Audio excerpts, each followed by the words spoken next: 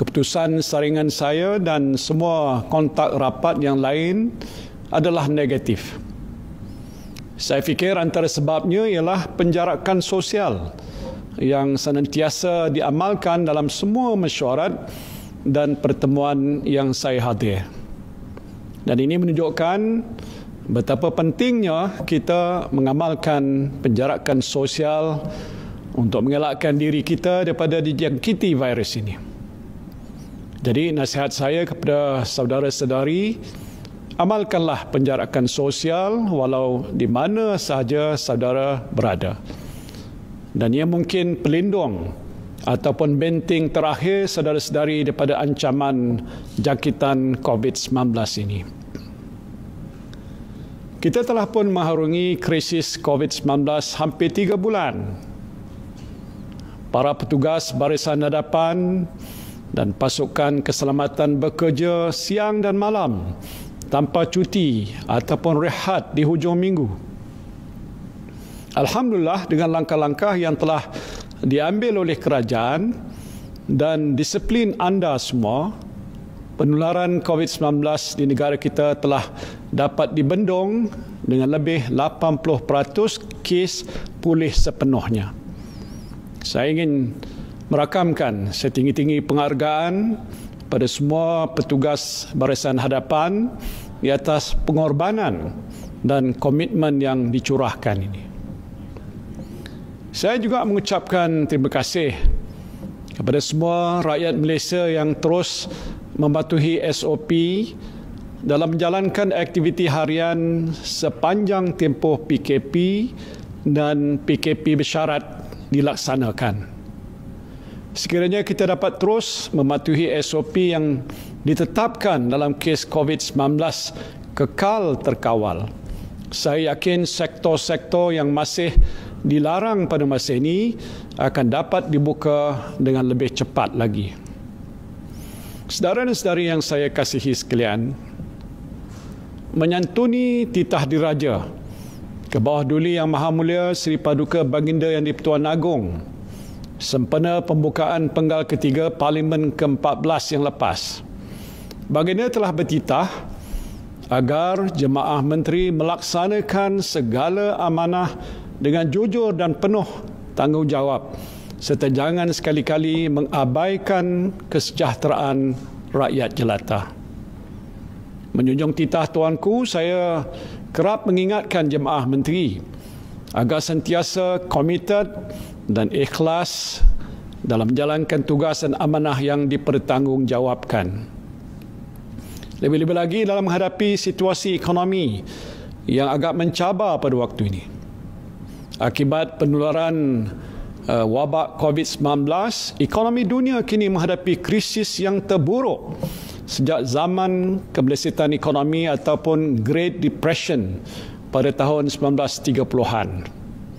Kadar pengangguran dijangka akan meningkat kepada 2 angka di Amerika Syarikat, India, Kanada, Spanyol dan juga di negara China. Konflik perdagangan serta pergolakan politik di beberapa negara akan memburukkan lagi keadaan ini. Dan ini sekaligus memberikan kesan yang lebih negatif kepada ekonomi dunia.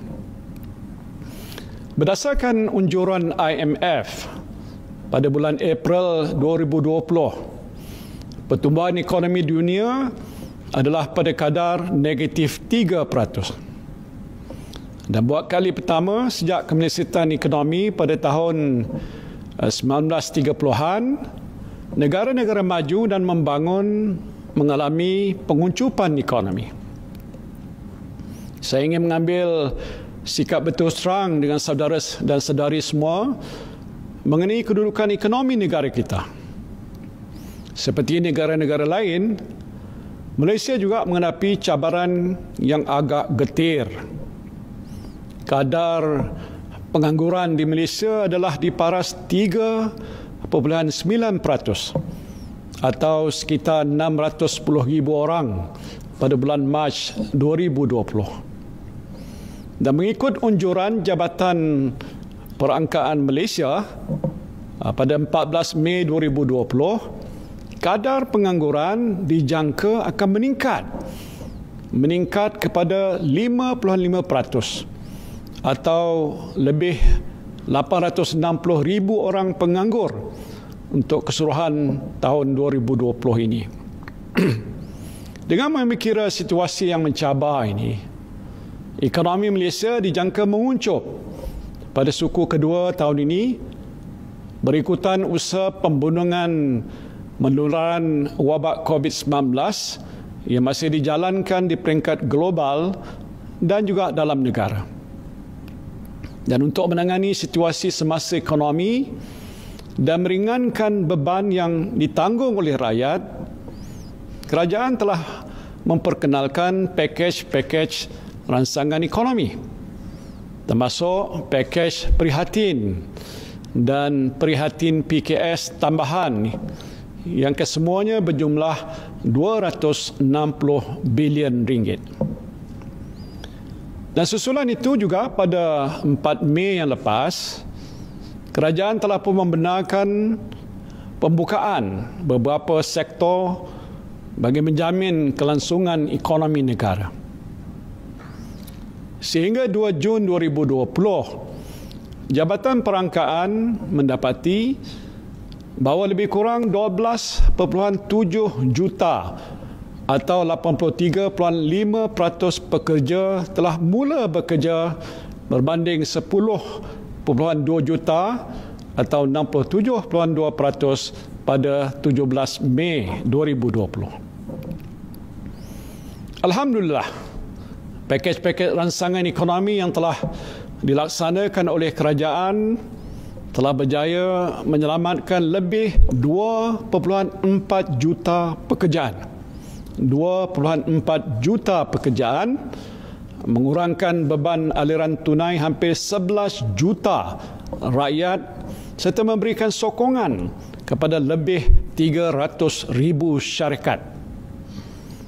Pelaksanaan pakej prihatin masih berterusan pada masa ini. Walaupun sektor-sektor ekonomi telah dibuka, kita bersyukur kerana wabak COVID-19 kekal terkawal. Sehingga kini tidak berlaku peningkatan yang mendadak ataupun spike kes-kes positif COVID-19. Dan inilah kerana majikan, peniaga, pekerja dan pelanggan di premis-premis perniagaan rata-ratanya mematuhi arahan garis panduan dan SOP yang ditetapkan. Banyak juga premis yang memudahkan pelanggan dengan hanya mengimbas kod QR tanpa perlu lagi mendaftar nama dan nombor telefon di dalam buku. Dan saya juga dapati rakyat sabar berbaris sebelum memasuki premis seperti di pasar raya dan di kedai makan serta mengamalkan penjarakan sosial.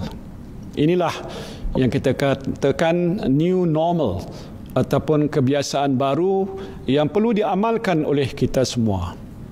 Teruskanlah amalan ini dengan penuh disiplin.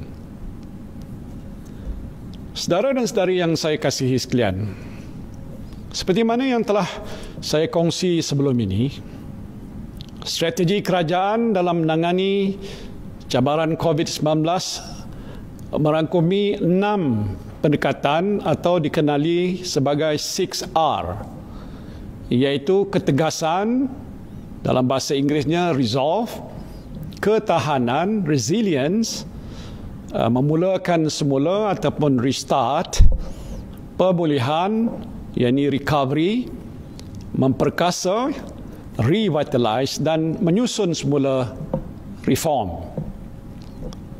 Kita bakal memasuki tahap keempat sekarang ini, iaitu pemulihan ataupun recovery. Maka pada hari ini mengambil keberkatan hari Jumaat penghulu sekali hari ini, sukacita saya memaklumkan kerajaan akan memperkenalkan Pelan Jana Semula Ekonomi Negara. Pelan Jana Semula Ekonomi Negara atau secara ringkasnya PENJANA, dengan tema Bersama Menjana Ekonomi. Di bawah penjana ini, kerajaan telah pun mengenal pasti tiga teras utama, iaitu pertama, memperkasakan rakyat, empower people. Keduanya ialah melonjakkan perniagaan, propel businesses. Dan ketiga, merangsang ekonomi, yakni stimulate the economy. Secara keseluruhannya, terdapat 40 inisiatif bernilai 35 bilion ringgit. 35 bilion ringgit di bawah penjana ini. Daripada jumlah ini, sebanyak 10 bilion merupakan suntikan fiskal langsung daripada kerajaan.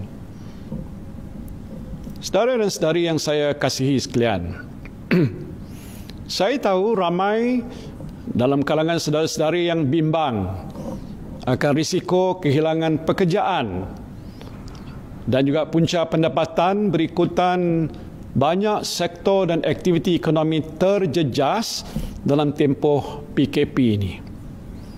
Saya faham ekonomi akan mengambil masa untuk pulih dan terdapat golongan masyarakat yang masih memerlukan bantuan sepanjang tempoh pemulihan ekonomi ini.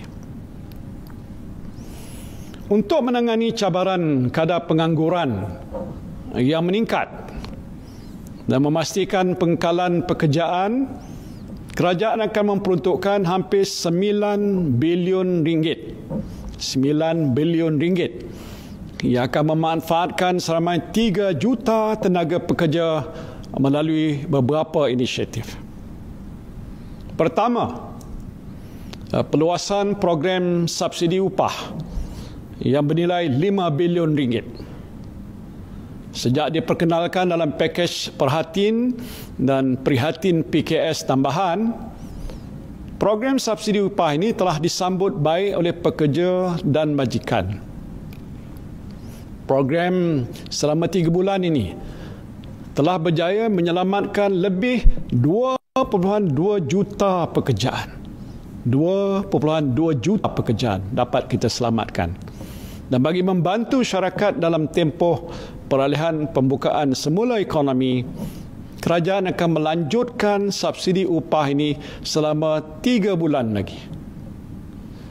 Memandangkan ekonomi telah pun dibuka secara berperingkat, subsidi upah ini ditetapkan pada kadar RM600 sebulan untuk setiap pekerja sehingga maksima 200 pekerja bagi setiap syarikat. Bagi pekerja sektor pelancongan dan sektor-sektor yang tersenarai dalam aktiviti ekonomi yang dilarang sepanjang tempoh PKPB serta telah diarahkan mengambil cuti tanpa gaji, majikan boleh memohon subsidi upah dengan syarat pekerja tersebut menerima bayaran subsidi secara langsung. Kedua, program insentif pengambilan pekerja berjumlah 1.5 bilion ringgit. Dan bagi menggalakkan pengambilan pekerja oleh majikan, kerajaan akan memperkenalkan program insentif pengambilan pekerja di mana syarikat akan diberikan insentif keuangan untuk memberi pekerjaan kepada golongan penganggur dan belia. Dan dianggarkan 300,000 pencari kerja akan mendapat manfaat melalui 2 insentif, iaitu pertama, insentif bagi menggaji penganggur berumur di bawah 40 tahun sebanyak RM800 sebulan bagi setiap pekerja, dan kedua, insentif bagi menggaji penganggur berumur 40 tahun dan ke atas dan golongan OKU sebanyak RM1,000 sebulan. Insentif-insentif ini akan diberikan selama 6 bulan.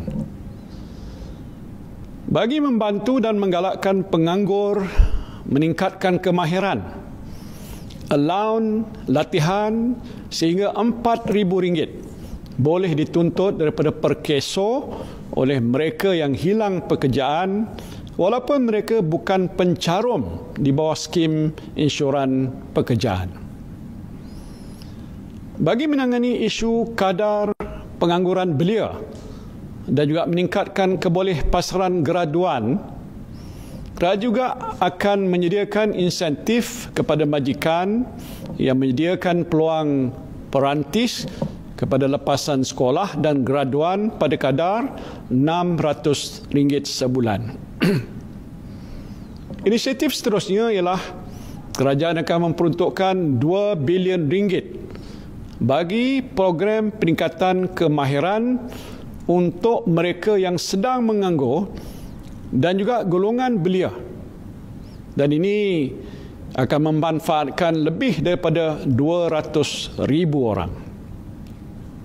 Bagi golongan belia, ini termasuklah program latihan dan penempatan, place and train, pelaksanaan kursus jangka pendek di institusi terpilih dan subsidi latihan. Dan seterusnya, bagi golongan penganggur pula, kerajaan akan melaksanakan program peningkatan kemahiran atau upskilling di dalam industri penting seperti elektrik dan elektronik serta teknologi maklumat dan komunikasi, dan menggalakkan penyambungan pembelajaran melalui kursus jangka pendek dan subsidi latihan. Kerajaan juga akan merangka dasar untuk menyokong pertumbuhan ekonomi gig dan kebajikan pekerja dalam sektor ini. Sebagai kerajaan yang prihatin terhadap keselamatan sosial dan kebajikan golongan ini, sebanyak RM75 juta akan diperuntukkan bagi langkah-langkah berikut. Pertama, grant sejumlah RM50 juta dalam bentuk dana padanan akan diperuntukkan bagi platform ekonomi gig untuk mencarum bagi pekerjanya di bawah skim bencana pekerjaan perkeso dan skim I-Saraan KWSP. Dan kedua, peruntukan sebanyak RM25 juta kepada MDEC bagi program Global Online Workforce ataupun GLOW yang bertujuan untuk membimbing rakyat Malaysia menjana pendapatan dalam talian melalui pelanggan antarabangsa. Bagi menyelaras dan memantau pelaksanaan kesemua inisiatif ini, kerajaan akan menubuhkan sebuah jawatan kuasa khas pekerjaan nasional.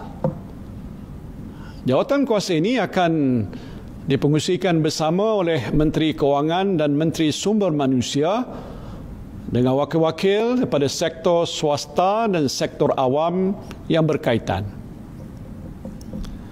Saudara dan saudari yang saya kasihi sekalian, selaras dengan saranan kerajaan yang menggalakkan majikan, terutamanya industri PKS, untuk melaksanakan konsep bekerja dari rumah atau work from home, insentif percukaian dan juga perlindungan insurans pekerjaan akan diberikan. Sebagai contoh, pengecualian cukai pendapatan sehingga RM5,000 kepada pekerja yang menerima manfaat dalam bentuk telefon bimbit, komputer riba ataupun tablet daripada majikan. Dan bagi meningkatkan keyakinan ibu bapa untuk menghantar semula anak-anak mereka ke taska, kerajaan akan memberikan grant kepada pengendali taska untuk mematuhi dan melaksanakan SOP yang ditetapkan. Dan selain itu, e-voucher akan disediakan untuk perkhidmatan pengasuh kanak-kanak yang ditempah dalam talian dan juga insentif cukai pendapatan individu untuk yuran yang dibayar kepada taman asuhan dan taman didikan kanak-kanak sehingga RM3,000. Langkah ini akan dikawal selia oleh Kementerian Pembangunan Wanita dan Kebajikan Masyarakat dan LHDN. Saya memahami keperluan saudara-saudari yang menggunakan pengangkutan awam untuk keluar bekerja dan melakukan aktiviti-aktiviti lain. Dan bagi meringankan beban kos pengangkutan, kerajaan akan memperkenalkan program My30 di mana pengguna hanya perlu membayar RM30 sahaja sebulan, iaitu RM1 sehari, untuk menikmati pas perjalanan tanpa had bagi pengangkutan awam di bawah selian Pasarana di Lembah Kelang. Dan inisiatif ini juga terbuka pada semua warga negara dan akan berkuat kuasa mulai 15 Jun hingga hujung 2020. Saya ingin mengingatkan saudara-saudari supaya mematuhi SOP dan mengamalkan penjarakan sosial ketika menggunakan pengangkutan awam. Kerajaan juga sentiasa mengambil berat akan kebajikan dan kesejahteraan kumpulan SASA seperti OKU dan juga Ibu Tunggal. Sehubungan itu, lebih 300,000 OKU dan Ibu Tunggal yang tersenarai di bawah Jabatan Kebajikan Masyarakat layak menerima bantuan one-off sebanyak RM300 bagi mengurangkan beban mereka. Bayaran ini insya-Allah akan disalurkan sebelum Hari Raya Aidul Adha. Kerajaan juga akan memperuntukkan grant kepada pertubuhan bukan kerajaan yang berkaitan. Saya juga ingin mengambil kesempatan ini untuk mengumumkan inisiatif GLC Penjana Community. Tujuan program ini ialah untuk menggalakkan GLC mengangkat sesebuah komuniti dan menjalankan usaha bagi membangunkan keupayaan sosioekonomi komuniti tersebut. Selain itu, kemudahan skim Peka B40 akan diperkasakan dengan penambahan peruntukan sebanyak RM50 juta bagi membiayai saringan kesihatan dan kemudahan peralatan perubatan. Dengan norma baru adalah penting untuk kita memastikan kelangsungan kehidupan harian, terutamanya dalam aspek pekerjaan dan juga pendidikan untuk anak-anak kita.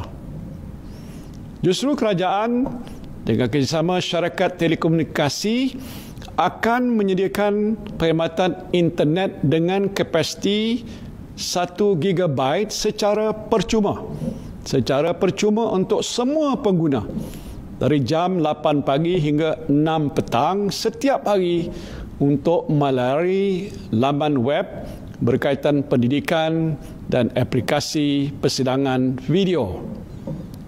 Perkhidmatan internet percuma ini akan disediakan sehingga 31 Disember 2020. Selain itu, semua pengguna akan dapat mengakses secara percuma tanpa had laman web kerajaan serta aplikasi COVID-19 kerajaan, khususnya My Sejahtera. Sepanjang tempoh PKP, semua jenis perniagaan menghadapi pelbagai cabaran. Penutupan ekonomi selama 2 bulan telah menyebabkan perniagaan menghadapi masalah aliran tunai, termasuk untuk membayar gaji pekerja dan sewa premis. Dan setelah ekonomi dibuka semula, kerajaan juga telah menerima maklum balas daripada sektor perniagaan mengenai pengurangan permintaan daripada pelanggan serta ketidakupayaan peniaga untuk menggunakan teknologi digital bagi menjana jualan atas talian. Sehubungan itu, kerajaan akan membantu setiap perniagaan, sama ada besar ataupun kecil, menerusi beberapa langkah. Dalam usaha mendorong perusahaan mikro dan PKS beralih kepada khidmat digital ataupun atas talian, kerajaan bersama sektor swasta akan membiayai usaha tersebut melalui geran padanan sebanyak RM140 juta. Peruntukan ini akan digunakan untuk sesi latihan, subsidi penjual dan juga bantuan penjualan. Inisiatif ini akan diterajui oleh MDEC bersama platform e-dagang yang terpilih. Kerajaan juga dengan kerjasama syarikat swasta akan menjalankan kempen Shop Malaysia Online bagi menggalakkan rakyat berbelanja secara atas talian, di mana kod promosi dan pelbagai voucher diskaun akan diberi melalui platform e-dagang. Dan sebagai permulaan, kerajaan akan memperuntukkan sebanyak 70 juta ringgit yang akan dipadankan dengan jumlah yang sama oleh platform e-dagang. Seterusnya, bagi PKS dan syarikat di peringkat pertengahan atau mid-tier companies, kerajaan akan meneruskan pemberian grant dan pinjaman berjumlah 700 juta ringgit untuk membolehkan lebih banyak syarikat melanggan atau menggunakan perkhidmatan digitalisasi, dan ini termasuklah pertama 100 juta ringgit grant padanan digital PKS yang akan disediakan dengan kerjasama syarikat telekomunikasi. Keduanya ialah 500 juta ringgit di bawah dana transformasi teknologi PKS sebagai pinjaman mudah, dan ketiga 100 juta ringgit grant otomasi pintar di mana setiap syarikat yang layak akan menerima grant sehingga 1 juta ringgit. Dalam usaha untuk membantu kelangsungan PKS yang terlibat dalam sektor kepentingan yang disasarkan, sektor perbankan akan menawarkan dana tambahan sebanyak 2 bilion ringgit melalui skim pembiayaan PKS penjana. Pembiayaan ini boleh dipohon mulai pertengahan Jun 2020 dengan had sehingga RM500,000 bagi setiap PKS.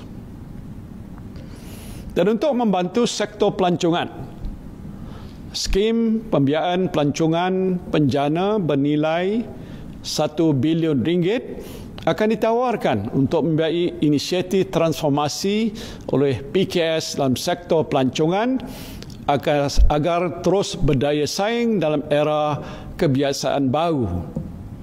Perincian dana ini akan diumumkan oleh Bank Negara Malaysia pada bulan Julai 2020. Dan untuk perusahaan mikro pula, kerajaan akan mewujudkan pembiayaan mikro penjana dengan kerjasama Bank Simpanan Nasional dan Tekun Nasional bagi pembiayaan sebanyak 400 juta ringgit, di mana 50 juta akan dikhususkan kepada usahawan wanita.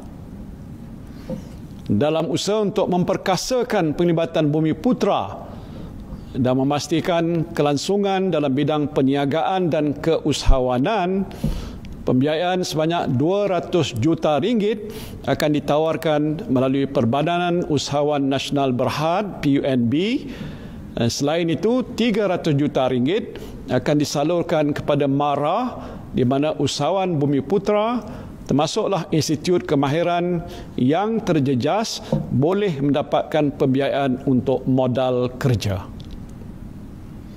Di samping itu, untuk membantu aliran tunai PKS, mulai awal Julai, SME Bank melalui skim SME Go akan menyediakan pembiayaan kepada 16,000 kontraktor grade G2 dan G3 yang berkelayakan dan telah mendapat projek di bawah Prihatin.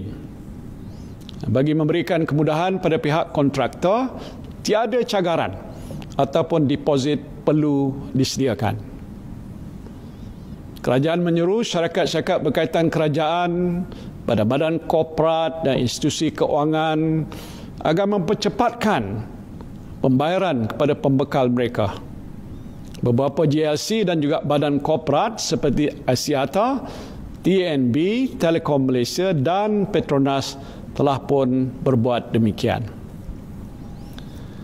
Oleh kerana pelaksanaan PKP ini telah menjejaskan aktiviti perniagaan dan menyebabkan masalah aliran tunai, kerajaan akan memberikan insentif cukai dalam pelbagai bentuk, termasuklah potongan cukai berkait dengan perbelanjaan untuk operasi dalam kebiasaan baru seperti pembelian PPE dan kos ujian saringan.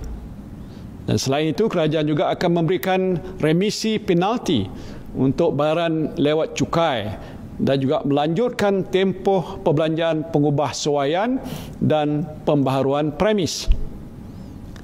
Tambahan lagi, allowance modal dipercepatkan dan potongan cukai khas sebanyak 30% bagi pengurangan sewa premis akan dilanjutkan. Kerajaan menghargai usaha yang dilakukan oleh perusahaan sosial ataupun social enterprise dalam nak mengimbangi matlamat perniagaan dan bertanggungjawab sosial. Saya dimaklumkan semasa tempoh PKP, walaupun beberapa perusahaan sosial sukar untuk beroperasi, namun mereka terus berusaha mengumpul dana untuk membantu masyarakat yang disasarkan, terutamanya golongan terpinggir.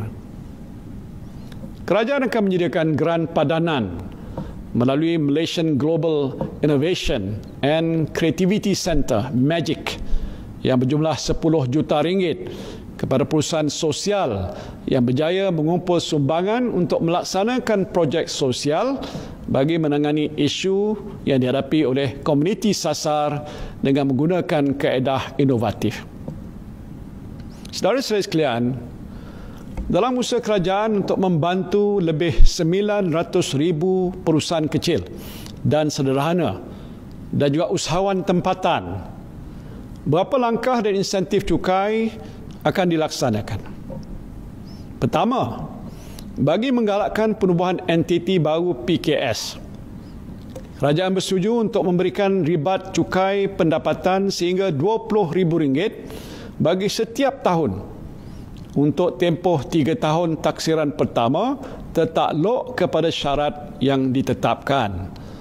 Ribat cukai pendapatan ini diberikan kepada syarikat baru yang ditubuhkan dan beroperasi antara 1 Julai 2020 dan 31 Disember 2021. Dan kedua, bagi menggalakkan PKS meningkatkan daya saing dalam menjalankan perniagaan melalui skim pencantuman dan pemerolehan ataupun merger and acquisition, kerajaan bersetuju memberikan pengecualian duty stamp ke atas surat cara berkaitan pencantuman atau pemerolehan bagi transaksi yang disempurnakan antara 1 Julai 2020 hingga 30 Jun 2021.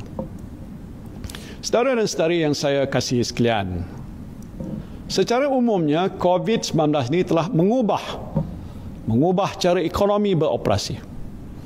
Untuk terus menjadikan negara kita sebagai destinasi pelaburan utama adalah penting untuk kita memberitahu dunia bahawa ekonomi kita tetap berdaya saing dan terbuka untuk perniagaan. Malaysia kini berada di kedudukan ke-12 di dunia dalam kategori kemudahan menjalankan perniagaan dan ketiga di Asia Pasifik. Sehubungan itu, penjana akan mengumumkan beberapa pakej dan program pelaburan, insentif pengecualian cukai dan kemudahan pembiayaan yang inklusif. Dan untuk memacu pemulihan ekonomi negara melalui proses digitalisasi perniagaan, kerajaan akan menubuhkan dana penjana nasional berjumlah 1.2 bilion ringgit dengan peruntukan 600 juta daripada kerajaan dan dipadankan dengan 600 juta daripada pelabur domestik dan antarabangsa. Dana ini akan digunakan untuk memupuk inovasi dan mengembangkan bakat modal teroka tempatan ataupun domestic venture capital. Antara pelabur antarabangsa yang berminat untuk turut serta ialah SK Group, Hanwha Asset Management, KB Investment Company Limited, Provident Growth, 500 Startups dan The Hive. Untuk melengkapkan usaha digitalisasi, kerajaan akan memperuntukkan 100 juta ringgit bagi menubuhkan National Technology and Innovation Sandbox yang akan diterajui oleh Kementerian Sains, Teknologi dan Inovasi dengan memberikan kelonggaran beberapa peraturan untuk menguji cuba teknologi baru. Contohnya menguji penghantaran pembelian dalam talian melalui drone dan penggunaan kenderaan pandu sendiri. Untuk terus menggalakkan digitalisasi dalam sistem penyampaian perkhidmatan kerajaan ke arah revolusi industri 4.0, kerajaan akan menyediakan lebih banyak perkhidmatan secara dalam talian ataupun e-counter. Ini termasuklah melaksanakan proses mematikan stem, menyemak dan menuntut wang tidak dituntut bermula 1 Oktober 2020 dan sesi e-temuduga bagi permohonan beasiswa kerajaan. Sehubungan itu, saya menyeru lebih banyak agensi dan kementerian untuk merancangkan usaha digitalisasi ataupun usaha otomasi ini. Untuk menggalakkan rakyat supaya menyokong produk dan perkhidmatan tempatan, kerajaan juga akan meneruskan kempen Buy Malaysia.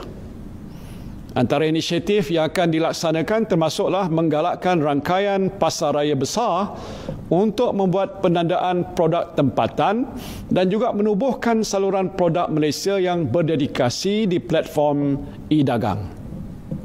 Dalam menjalani kehidupan norma baru, semakin ramai rakyat Malaysia memilih untuk menggunakan pembayaran tanpa sentuh atau contactless payment. Untuk menggalakkan penggunaan perkhidmatan ini melalui program e-penjana yang bernilai RM750 juta, kerajaan akan mengkreditkan RM50 ke dalam akaun e-dompet pengguna. Dan ini akan dipadankan dengan tambahan voucher, pulangan tunai dan diskaun berjumlah RM50 Malaysia daripada syarikat khidmat e-dompet.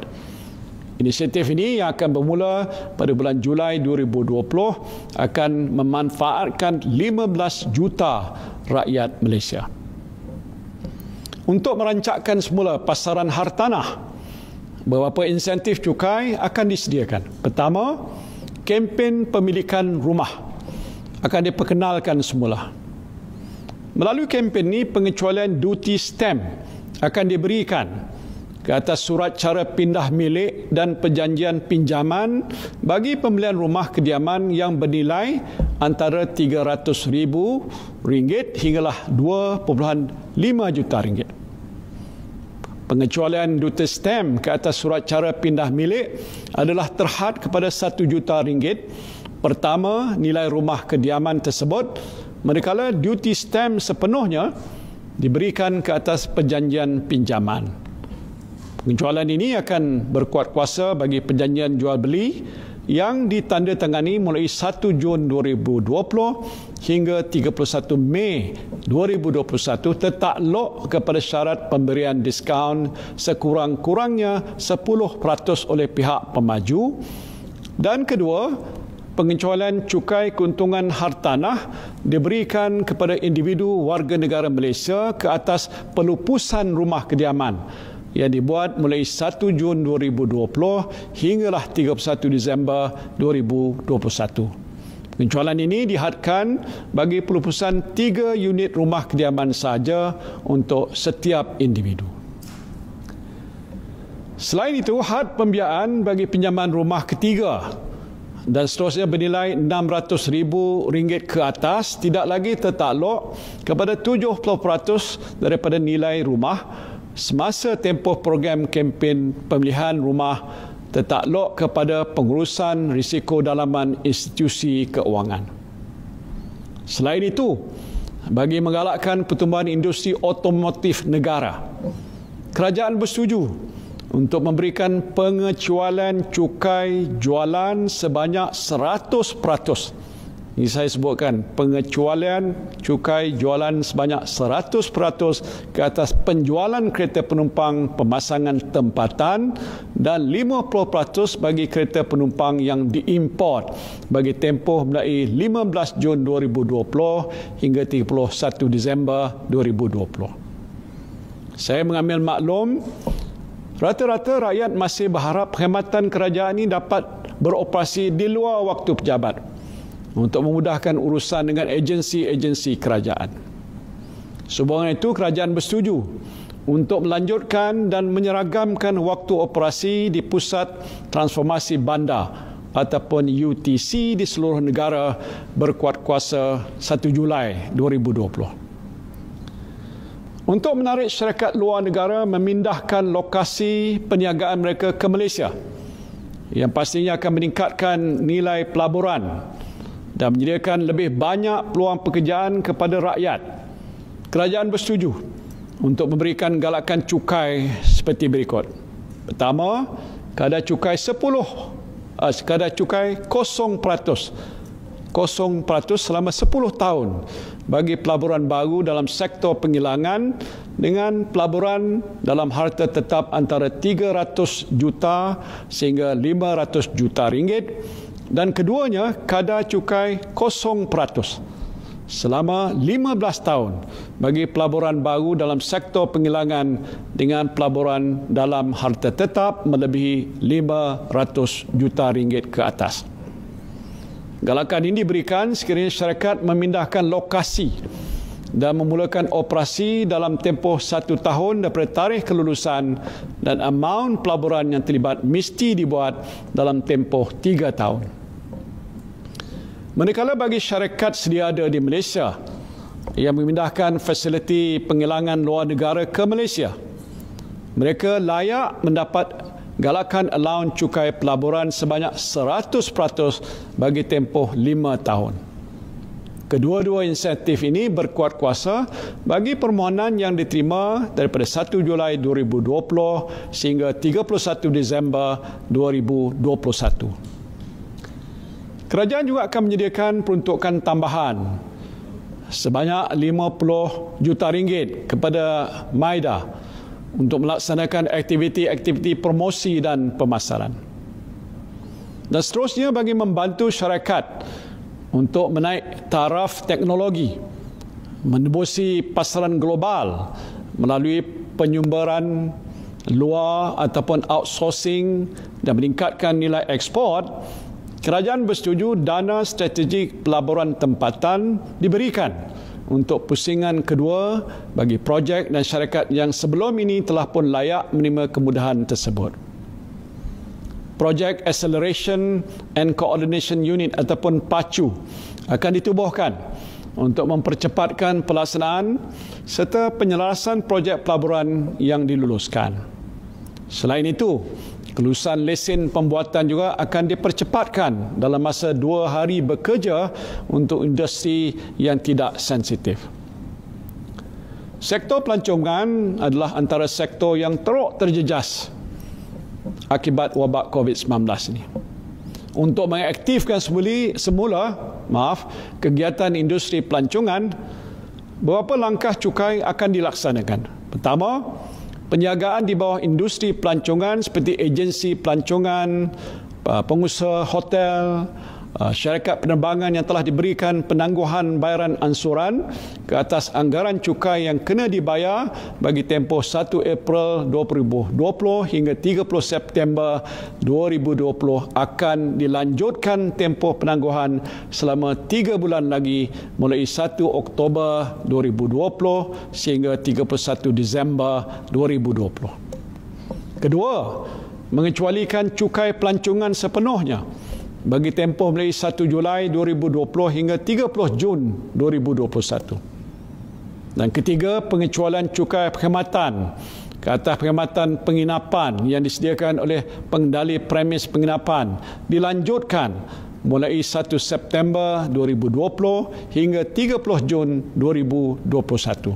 Dan keempat, pelepasan cukai pendapatan individu sehingga RM1,000 yang telah diberikan ke atas perbelanjaan melancong dalam negara dilanjutkan hingga 31 Disember 2021. Bercakap mengenai industri kreatif, industri hiburan dan acara, saya juga mendengar keluhan daripada karyawan, pengarah filem, kru produksi dan pengurus acara. Sehubungan itu, beberapa program dan kemudahan keuangan untuk menjana semula industri kreatif negara yang berjumlah sebanyak 225 juta akan dilaksanakan melalui kerjasama antara My Creative Ventures, MDEC dan pihak swasta. Bagi industri pertanian dan makanan, Kemudahan pinjaman dana agrofood sebanyak 350 juta ringgit akan diperuntukkan untuk memastikan kelangsungan pengusaha pertanian dan komoditi dalam sektor ini. Selain itu, kerajaan juga akan memperkasakan peningkatan mobiliti tenaga kerja pertanian melalui insentif yang diberikan pada syarikat perintis untuk melatih dan mengajar tenaga kerja untuk menceburi bidang pertanian dan peladangan. Selain itu, pengusaha pertanian bandar juga akan diberi bantuan bernilai RM500 seorang dan RM50,000 untuk setiap komuniti.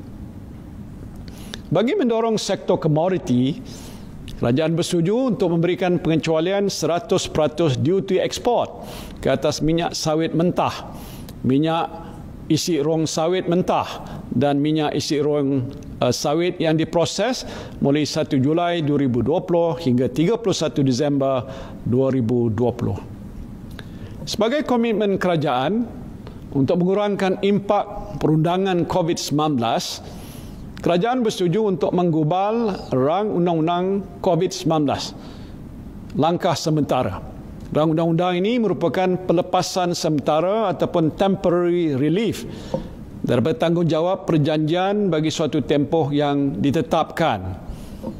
Kerajaan juga berharap dengan adanya akta baru ini, kelangsungan hidup rakyat Malaysia umumnya dapat diteruskan. InsyaAllah, kerajaan akan membentangkan RUU ini pada sesi Parlimen bulan Julai nanti. Saudara-saudari yang saya hormati sekalian, saya ingin memberikan beberapa contoh mudah bagaimana penjana dapat memberikan manfaat kepada anda sekalian. Misalnya Kak Radiah. Kak Radiah, pengusaha taska di bawah pakej prihatin, telah mendapat manfaat daripada subsidi upah dan sebagai seorang usahawan mikro telah menerima grant khas prihatin sebanyak RM3,000. Di bawah penjana ini pula, Kak Radiah sekarang dapat menikmati pelanjutan subsidi upah untuk 3 bulan lagi. Dan di samping itu, dengan pembukaan semula taska selepas PKP, Kak Radiah juga sekarang layak untuk menerima bantuan taska sebanyak RM5,000 dan juga insentif kursus asuhan sebanyak RM900 bagi setiap pekerjanya. Satu lagi contoh ialah Datuk Lim.